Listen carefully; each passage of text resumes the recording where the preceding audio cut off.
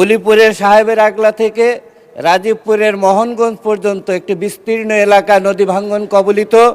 এই নদী ভাঙ্গন কবলিত এলাকাকে নদী শাসনের আওতায় আনার জন্য আমি সংশ্লিষ্ট কর্তৃপক্ষের কাছে বিনীত অনুরোধ রাখছি।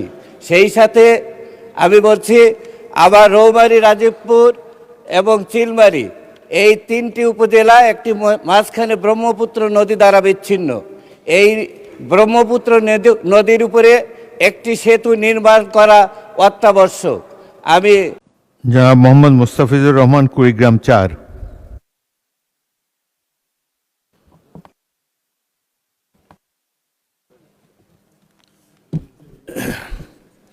মাননীয় স্পিকার, আপনাকে অসংখ্য ধন্যবাদ।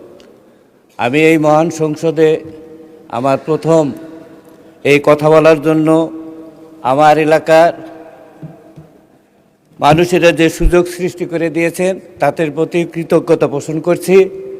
আমি এই মহান সংসদে বলতে চাই, আমার এলাকাটি একটি নদীবহুল এলাকা এবং আমার এই আসনের 4টি উপজেলা, 3টি উপজেলায় নদী দ্বারা বিচ্ছিন্ন এবং এখানে ব্যাপক হারে নদী ভাঙন।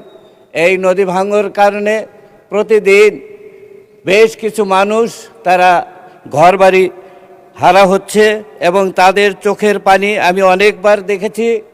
এই নদী ভাঙ্গন এলাকাটিকে যদি নদী শাসন না করা হয়, উলিপুরের সাহেবের আগলা থেকে রাজীবপুরের মোহনগঞ্জ পর্যন্ত একটি বিস্তীর্ণ এলাকা নদী ভাঙ্গন কবলিত।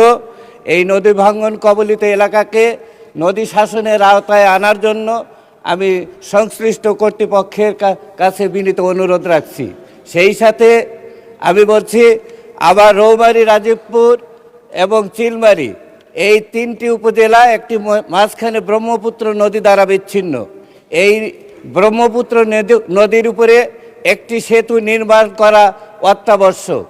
আমি এই মহান সংসদের মাধ্যমে এই বিষয়টিকে আগামী দিনে এই একটি সেতু বাস্তবায়নের জন্য সংশ্লিষ্ট মন্ত্রণালয় কি ব্যবস্থা গ্রহণ করবেন তার কাছে আমি অনুরোধ রাখছি।